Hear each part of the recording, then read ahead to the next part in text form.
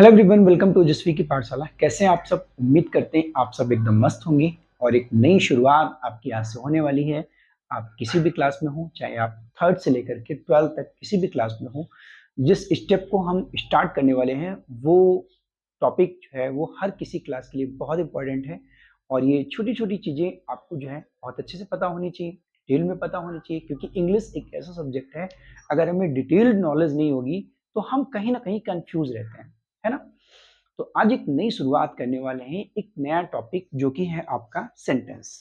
ठीक है, बहुत इंपॉर्टेंट टॉपिक है क्योंकि इस टॉपिक की इतनी ज्यादा इंपॉर्टेंस होती है, क्योंकि इंग्लिश लैंग्वेज की बात करें, अंग्रेजी भाषा की बात करें तो शुरुआत ही यहीं से होती है। अगर हमें वाक्य के बारे में ही नहीं पता है तो हम किसी चीज को कैसे बोलेंगे, किसी बात को कैसे बोलेंगे। तो ये हमारे लिए बहुत इंपॉर्टेंट टॉपिक हो जाता है। नरेशन की बात करें तो सेंटेंस के बारे में पता है तभी हम नरेशन अच्छे से बना सकते हैं, है ना। और वॉइस की बात करें तो वहां भी ये सेंटेंस के बारे में अगर हमें पता है तो हम अच्छे से वॉइस को बना सकते हैं। ठीक है, तो सेंटेंस हम पढ़ेंगे, यहाँ पर काइंड्स ऑफ सेंटेंस बनेंगे, सेंटेंस के जो पार्ट्स होते हैं वो क्या होते हैं, क्लॉज क्या होते हैं, क्लॉज और सेंटेंस में डिफरेंस क्या होता है, बहुत सारी चीजें यहाँ पर हम लोग कवर करने वाले हैं। और आप अगर 10th क्लास में हैं तो आपके लिए बहुत ज्यादा इंपॉर्टेंट होने वाला है, 12th क्लास में है तो भी आपके लिए बहुत इंपॉर्टेंट है ये टॉपिक, क्योंकि सेंटेंस एक ऐसा टॉपिक है आपको हर जगह मिलेगा, चाहे आप 10th में हो, चाहे आप 12th में हो, या फिर आप प्राइमरी जूनियर सेक्शन में या फिर सीनियर सेक्शन में, किसी भी सेक्शन में हो, हर जगह पे इसकी importance. Without wasting any time start करते हैं आज का ये वीडियो लेक्चर, बहुत इंपॉर्टेंट है। सेंटेंस की बात करें तो देखो, सेंटेंस को पढ़ने से पहले हमें कुछ चीजों के बारे में पता होना चाहिए, जैसे कि सब्जेक्ट और वर्ब। क्योंकि इंग्लिश लैंग्वेज हो या फिर हिंदी लैंग्वेज हो, चाहे अंग्रेजी भाषा हो या फिर हिंदी भाषा हो, दो चीजों का होना बहुत जरूरी है। सबसे पहले तो बात करें इस वर्ब की। ये जो वर्ब कोई एक शब्द होता है, कोई एक वर्ड होता है जो किसी भी एक्शन को दिखाता है, किसी भी एक्शन को रिप्रेजेंट करता है। और एक्शन से ही इस एक्शन से ही हमें प्रेजेंट और पास्ट का पता चलता है। ठीक है, प्रेजेंट और पास्ट का पता चलता है। एग्जाम्पल की बात करें, जैसे हमने कहा कि वो खाना खा रहा है, तो हमें क्या पता चल रहा है कि भाई एट प्रेजेंट वो खाना खा रहा है। किससे पता चल रहा है? खा रहा है से। ठीक है, अच्छा, अगर हमने कोई एक ये सेंटेंस बोल दिया कि वो खाना खा रहा था, अब इससे क्या पता चल रहा है? खा रहा था। इट मीन्स इस एक्शन से ही पता चल रहा कि वो बात किस में हो रही है? पास्ट में हो रही है। तो ये जो एक्शन है, एक्शन से हमें प्रेजेंट का पता चलता है, एक्शन से हमें जो है पास्ट का पता चलता है, प्रेजेंट और पास्ट का पता चलता है। और इसी के साथ बात आ जाएगी आपके फ्यूचर की। देखो, फ्यूचर का जो एक्शन होता है, फ्यूचर की अगर हम बात करें तो फ्यूचर जो है वो हमारी एक एक्सपेक्टेशन होती है, ऐसी हम उम्मीद करते हैं कि भाई ऐसा होगा, ऐसा होगा। ठीक है, लेकिन प्रेजेंट और पास्ट की बात करें, ये चीज आपके सामने मौजूद है। प्रेजेंट जो हो रहा है वो आपने देखा है, पास्ट जो हो रहा है वही कुछ देर के बाद में क्या बन गया? पास्ट बन गया। ठीक है, तो ये जो वर्ब है इसका सारा खेल है। अगर ये वर्ब नहीं है, अगर ये वर्ब नहीं है तो ना तो प्रेजेंट है ना तो पास्ट है, एवरीथिंग जीरो। सब कुछ दुनिया में क्या है? जीरो है। सारा खेल इस वर्ब का है। ठीक है ना भाई।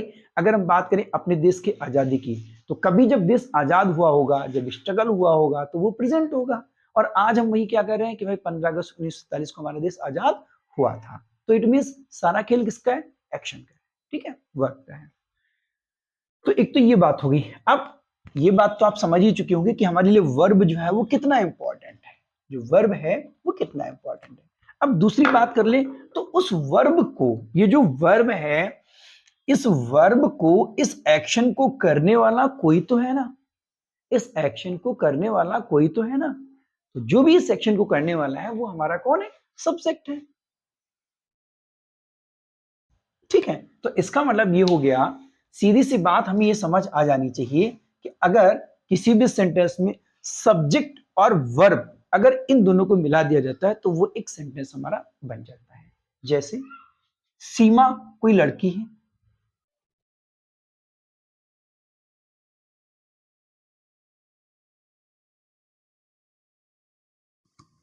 सीमा क्या करती है, एक नॉवेल को पढ़ती है। अब अगर इस सीमा की बात करें तो सीमा हमारा क्या है, एक सब्जेक्ट है। कैसे पता चला, कैसे पता चला सब्जेक्ट है? क्योंकि देखो भाई, सीमा एक नॉवेल पढ़ती है। अगर हम इसमें क्वेश्चन कर दें who reads a novel, novel को कौन पढ़ता है, तो आपको क्या पता चलता है, सीमा। एक्शन क्या हो रही है, रीड्स, ये हमारी क्या है, वर्ब हो गई। अब अगर हम इतने पार्ट की बात करें तो बात तो हमें तब भी समझ आ रही है कि सीमा रीड्स, सीमा पढ़ती है।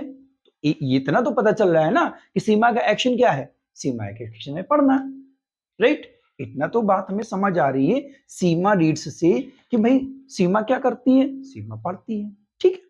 तो मीनिंग तो आ गया ना।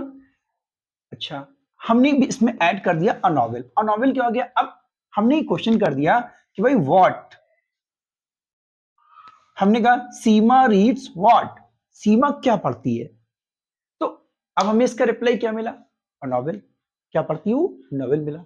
तो इसलिए हम इसको क्या करेंगे, ऑब्जेक्ट लिखेंगे, राइट। इसका मतलब ये हो गया, अगर हम क्वेश्चन में ये सेंटेंस में ये क्वेश्चन कर दें कि भाई कौन पढ़ता है, तो हमें सब्जेक्ट का पता चल जाएगा। क्या पढ़ता है, क्या पढ़ती है, तो हमें ऑब्जेक्ट का पता चल जाएगा, राइट। तो देखिए सेंटेंस से हमने क्या क्या सीख लिया। एक तो हमने ये पता कर लिया कि भाई सब्जेक्ट का पता कैसे चलेगा। सब्जेक्ट का पता कैसे चलेगा, आप इसमें हु क्वेश्चन कर दें, हु क्वेश्चन कर दें तो आपको जो रिप्लाई मिलेगा वो क्या हो जाएगा, सब्जेक्ट हो जाएगा। और सेंटेंस में अगर आप व्हाट क्वेश्चन कर दें तो जो भी रिप्लाई मिलेगा वो आपका क्या हो जाएगा, ऑब्जेक्ट हो जाएगा। एक तो ये पता चला। दूसरा, सेंटेंस के लिए जरूरी है सब्जेक्ट और वर्ब का होना, और फिर उसके बाद में आ जाता है क्या, साथ में उसके ऑब्जेक्ट भी आ जाता है। तो सीधी सीधी बात करें तो सब्जेक्ट और वर्ब हमारे लिए बहुत इंपॉर्टेंट है। क्यों, क्योंकि सेंटेंस के मीनिंग का पता हमें तभी चलेगा। सेंटेंस तो हमारा तब भी कहलाएगा जब एक सब्जेक्ट और वर्ब है, जब एक सब्जेक्ट और वर्ब है, ठीक है।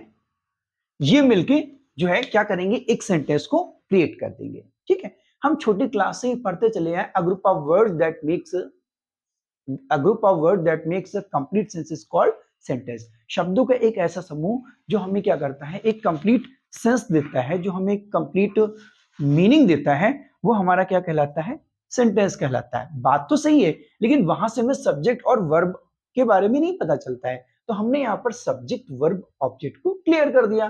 अब ये सारे सब्जेक्ट वर्ब ऑब्जेक्ट क्या होंगे, वर्ड्स ही तो होंगे ना। तो जो ग्रुप ऑफ वर्ड्स जो होंगे, और इस स्ट्रक्चर में जब आप इसको रखोगे इस स्ट्रक्चर में, तो ये क्या बन जाएगा, एक सेंटेंस बन जाएगा, राइट। तो हमारी डेफिनेशन तो पता ही है आपको, है ना। तो समझते हैं एक एग्जांपल के साथ। जैसे मान लीजिए लिखा, Radha, Radha a song sings. अब जरा समझिएगा, देखो वर्ड्स तो हैं यहाँ पर, ग्रुप ऑफ वर्ड्स तो हैं। राधा एक गाना गाती है, राधा एक गाना गाती है, वर्ड्स तो हैं यहाँ पर।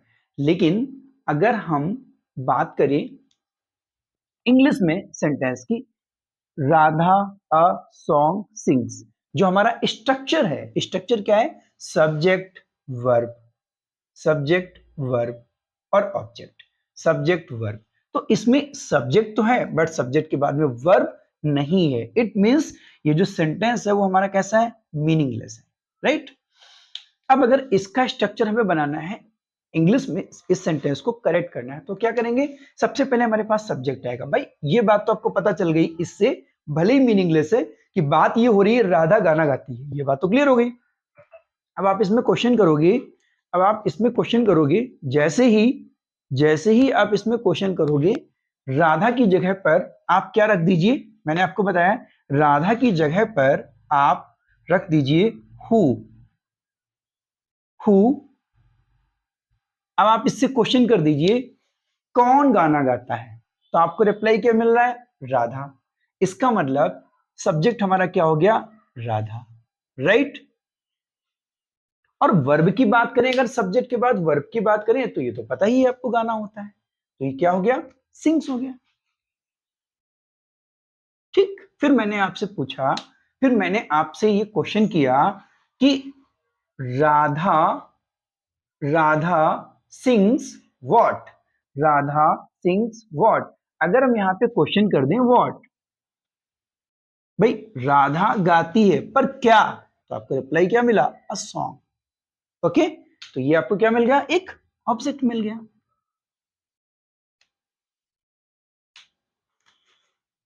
अ सॉन्ग, ठीक है। Radha sings a song, Radha क्या गाती है, एक गीत गाती है। तो देखिए ये आपका क्या हो गया, ये सब्जेक्ट हो गया आपका, ये आपकी वर्ब हो गई, ये आपका ऑब्जेक्ट हो गया, ठीक है ना। तो इसका मतलब ये हुआ शब्दों का एक ऐसा समूह जो सब्जेक्ट वर्ब और object, it mean subject verb, इस स्ट्रक्चर से लिखा जाता है, जो कि हमें एक कंप्लीट मीनिंग देता है, दैट इज कॉल्ड सेंटेंस। उसे हम क्या कहते हैं, सेंटेंस कहते हैं। तो I hope this is clear to all of you. उम्मीद करते हैं सेंटेंस के बारे में ये चीज आपको समझ में आ गई होगी, ठीक है ना। तो आज हमने किन किन चीजों को यहां पर कवर किया, एक तो हमने ये कवर किया कि वर्ब का क्या रोल है, फिर हमने कवर किया सेंटेंस के बारे में, और सेंटेंस में हमने कवर किया सब्जेक्ट, वर्ब और ऑब्जेक्ट को, ठीक है। अगर आपको वीडियो अच्छा लगा हो तो प्लीज लाइक करना और शेयर करना बिल्कुल ना भूलें। नेक्स्ट वीडियो इससे भी इंटरेस्टिंग होने वाला है, बहुत सारी